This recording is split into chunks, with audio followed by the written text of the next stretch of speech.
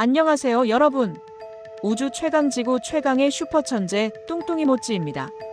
오늘 저희가 파헤칠 주제는 정말 파격적이고 충격적일 수 있습니다. 바로 성경 속 최고의 영웅 모세가 사실은 고대 이집트의 천재 사기꾼이었다면 입니다. 모세 하면 여러분 머릿속에 어떤 이미지가 떠오르시나요?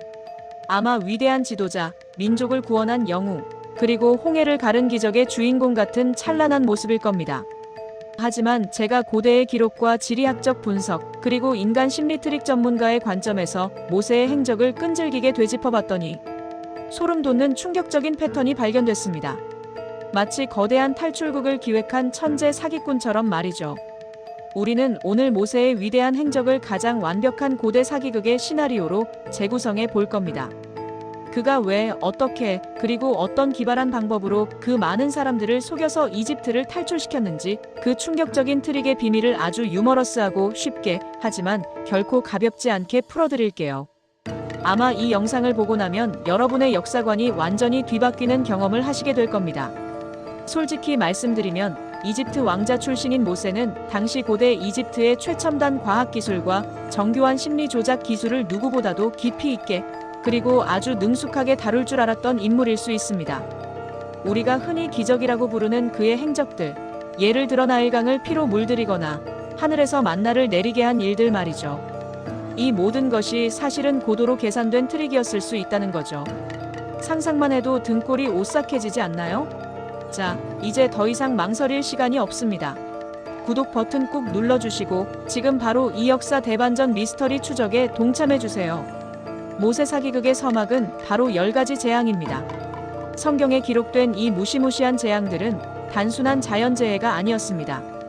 이는 파라오와 이집트 백성들의 공포 심리를 극대화시키기 위한 단계별 쇼였다는 충격적인 가설이 있습니다. 각각의 재앙이 어떻게 치밀하게 계획되고 실행되었는지 지금부터 하나하나 파헤쳐 보겠습니다. 첫 번째 재앙, 피로 변한 나일강입니다. 정말 충격적이고 신비로운 기적처럼 들리죠?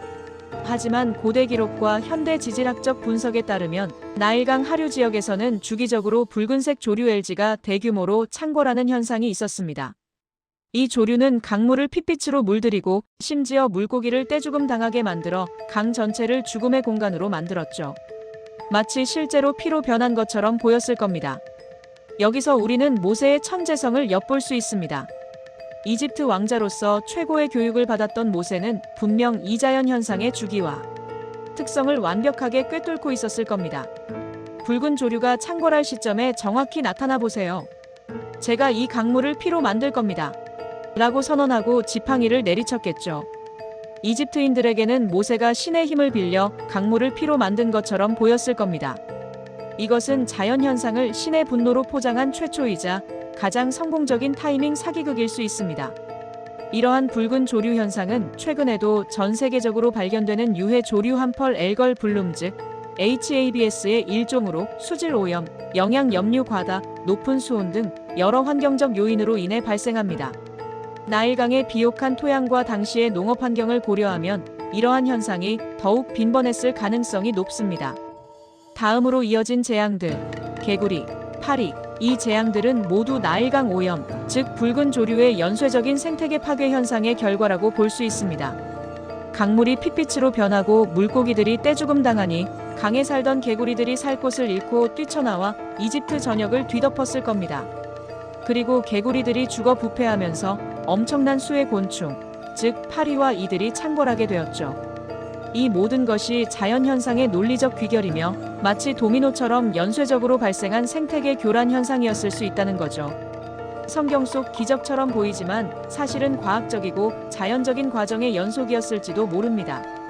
모세는 이 연쇄 반응을 정확히 예측하고 매번 정확한 타이밍에 나타나 다음 재앙을 예고합니다. 내가 이렇게 하면 이런 일이 벌어질 것이다. 라고 예언하듯 말이죠. 이는 파라오와 이집트 백성들에게 저 모세는 정말 신과 통하는구나. 그의 말이 곧 현실이 되는구나. 라는 심리적 공포를 극대화시켰을 겁니다.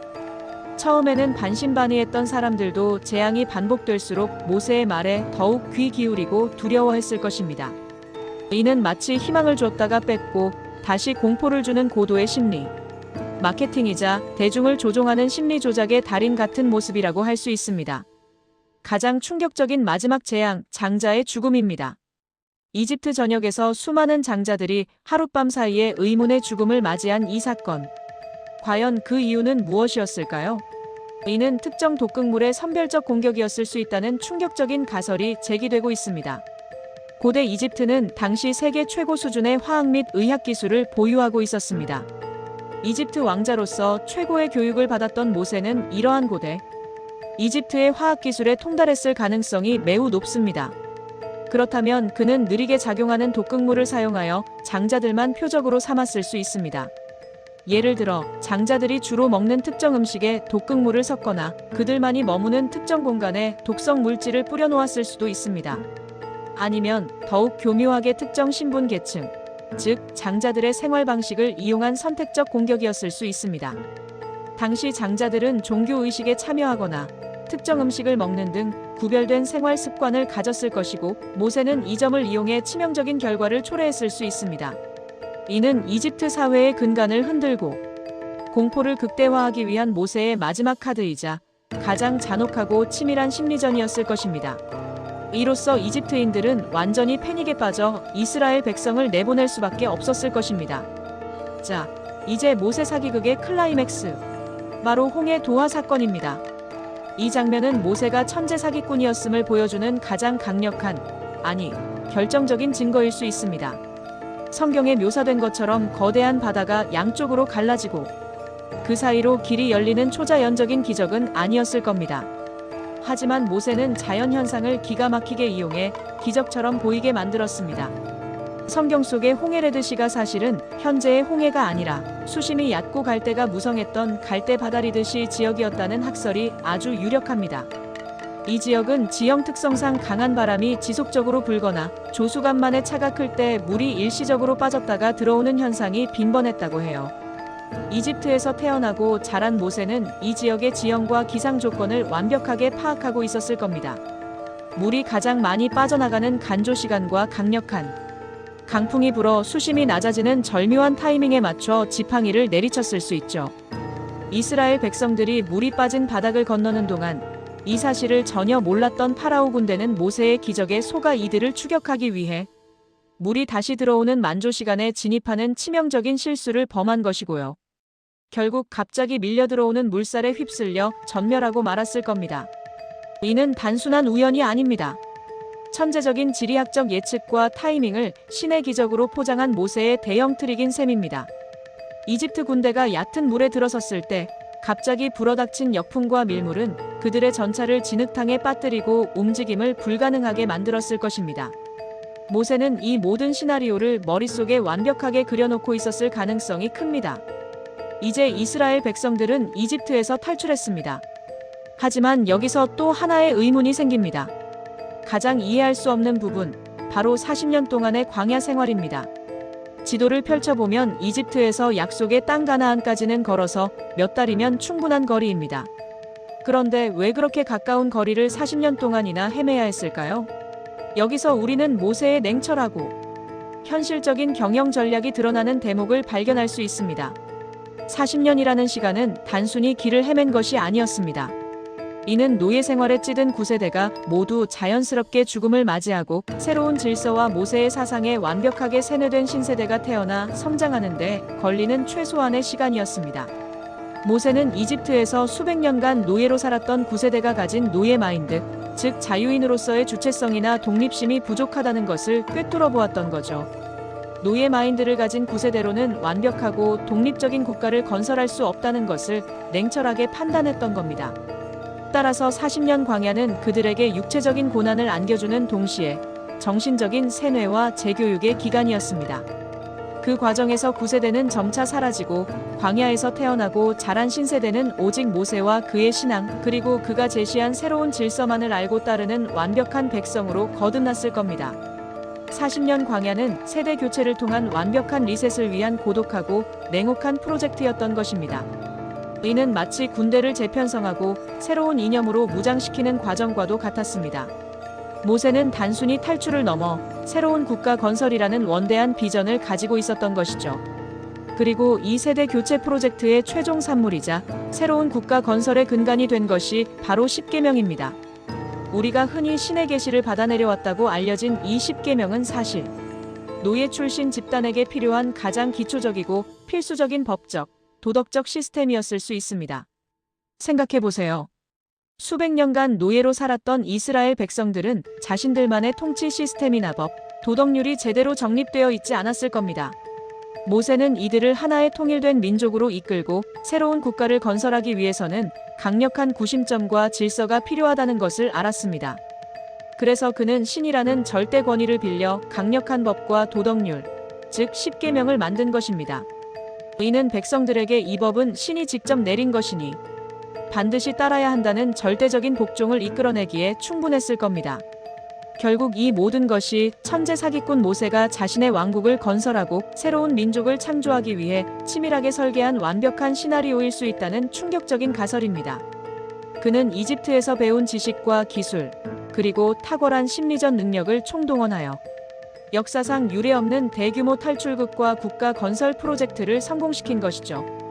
이것은 단순한 사기가 아니라 시대를 앞서간 리더의 통찰력과 실행력이 만들어낸 결과물일 수도 있습니다.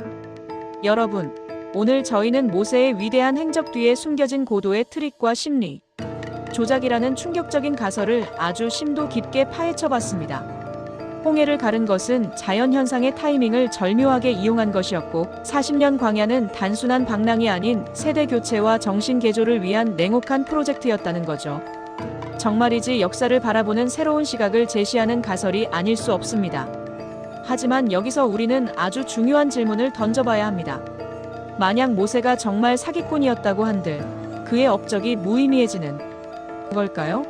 수십만 명에 달하는 노예들을 억압적인 이집트의 지배로부터 해방시키고 그들을 이끌어 새로운 국가의 기틀을 마련한 것은 인류 역사상 전무후무한 그리고 감히 상상하기 어려운 위대한 업적임은 분명합니다.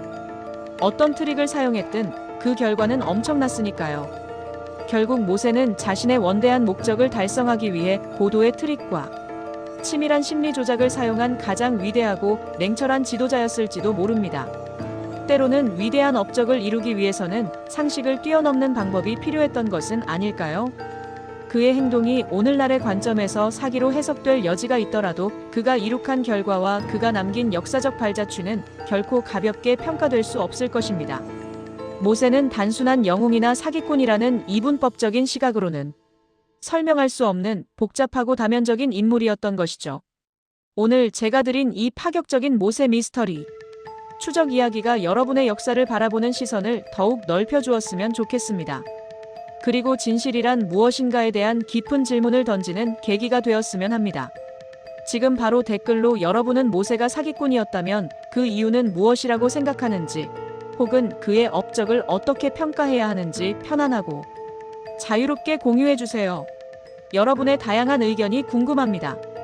저희 우주 최강의 슈퍼천재 뚱뚱이 모찌는 다음에도 여러분의 상식을 시원하게 뒤엎을 수 있는 더욱 충격적인 역사적 미스터리를 들고 올게요.